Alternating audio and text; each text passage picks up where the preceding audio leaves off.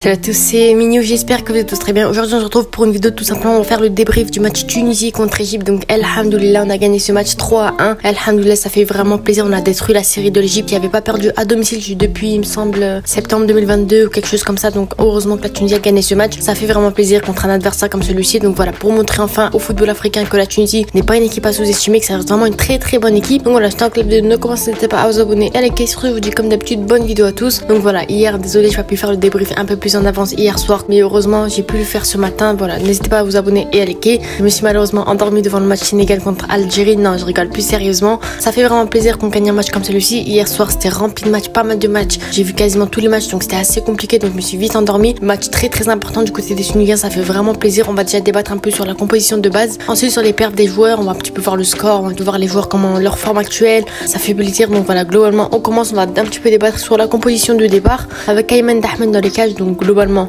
il a fait un bon match, je trouve, il a fait les arrêts qu'il fallait. Malheureusement le but qui se prend, c'était pas forcément de sa faute, il y a les défenseurs qui vont pas contrer le tir, c'est sur le côté gauche, sur le en bas à terre, sur le côté gauche c'est assez compliqué pour lui, il voit pas le tir arriver. Donc globalement Ayman Dahman fait pas un énorme match non plus parce qu'il a pas fait des grosses parades non plus, mais globalement Ayman Dahman a fait un bon match sur ce, il y a rien à dire là-dessus. On a eu ensuite une défense à 3 avec Ali Abdi, Montazar Talbi et Yassine Meriah. Montazar Talbi et Ali Abdi, que dire de plus, incroyable match, excellent, surtout Montazar Talbi qui fait un énorme match, ça fait vraiment plaisir, énorme match du côté de notre joueur. Franchement je trouve qu'il mérite un meilleur club, une meilleure qualification tout simplement. Vraiment très très bon joueur du côté des Tunisiens, très bon, il a géré la défense, il a géré des Mustafa Mohamed, il a géré des Mohamed Salah, donc ça fait vraiment plaisir. Et Ali Abdi qui était plus sur le côté gauche en tant que défenseur central gauche par rapport à d'habitude où il joue plus piston gauche ou latéral gauche. Franchement il a bien géré son rôle, très bien joué, il gérait un peu plus à Mohamed Salah, donc c'était assez compliqué et sur ce il a très bien joué. Les deux joueurs franchement ils ont fait un énorme match. Et sur le côté droit Yassine Meriah, globalement c'était pas un énorme match non plus comme on l'a pu voir face au Botswana, mais globalement en général on va dire qu'il a fait un bon match quand même, il a assuré, sur ce il n'y a rien à dire là-dessus. On a eu ensuite un milieu avec 4 milieux de terrain et des pistons, de quoi je dis Keshrida qui a un énorme match encore une fois, c'est lui qui est l'auteur du but contre son camp de l'Égyptien tout simplement. Donc très bon match du côté de Keshrida, beaucoup mieux que Yann Valéry qui lui est rentré 2-3 minutes il me semble avant la fin du match. Donc ouais, je dis Keshrida vraiment très bon match, c'est pour ça que je l'avais mis dans ma compo de départ lors de l'avant-match.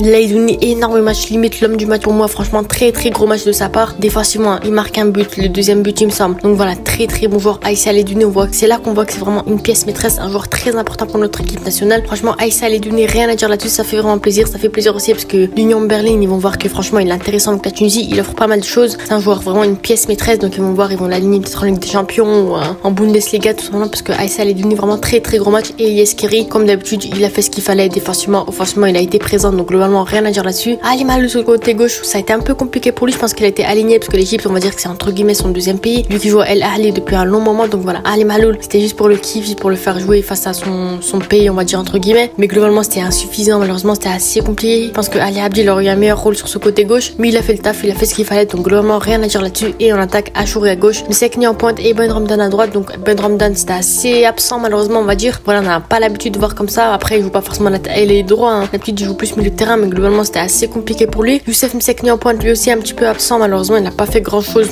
non plus. Donc voilà, l'attaque pareil pour Achouri aussi, il a pas fait grand chose. Franchement l'attaque du départ elle était assez transparente, c'était assez compliqué, malheureusement ils ont pas fait grand chose non plus, mais globalement c'était vraiment une équipe qui a vraiment tout déchiré face à l'Égypte, ça fait vraiment plaisir. On a eu les entrées de Hamza Rafia et de Hannibal Mejbri, ça fait vraiment plaisir. Donc voilà, ils font de très grosses rentrées d'ailleurs tous les deux. Voilà, Hannibal Mejbri il fait pas mal de choses, et Hamza Rafia pour son retour en sélection il marque un but. Donc franchement quoi de mieux pour le remettre en confiance, quoi de mieux pour reprendre la confiance de Jalel Kadri, parce que franchement ça fait vraiment plaisir, une équipe de Tunisie comme ça qui gagne ce match 3-1 face à une équipe comme celle-ci de l'Égypte qui apparemment fait partie des meilleures équipes africaines. Donc voilà, la Tunisie se relance bien, franchement je pense qu'elle est prête, pas le meilleur effectif sur le papier, mais globalement sur le terrain nos joueurs ils se complètent bien, ils ont un bon collectif et globalement ils ont vraiment une très bonne équipe. Maintenant c'est à Jalel Kadri de faire le boulot, d'aligner les meilleurs joueurs possibles, de faire les meilleurs compos possibles et faire la meilleure strat possible pour gagner cette prochaine Coupe d'Afrique, parce que je pense qu'il y a quelque chose à aller chercher derrière ça. Franchement ça fait vraiment plaisir. Sur ce n'hésitez pas à vous abonner et à liker. On joue bientôt le Japon et la Corée il me semble, donc voilà ça reste des adversaires très bons, c'est en octobre il me semble. Donc voilà, le Japon ça reste une très grosse équipe qui a battu l'Allemagne, qui a battu la Turquie, donc on va dire que vraiment c'est pas une équipe à sous-estimer non plus, une équipe à battre. Certes on l'a battu l'année dernière, mais là ils ont vraiment changé d'équipe, ils ont changé les joueurs, ils ont changé pas mal de choses dans leur équipe qui font que maintenant ils sont vraiment une équipe dangereuse. Et la Corée du Sud ça reste aussi une équipe dangereuse avec Minson etc.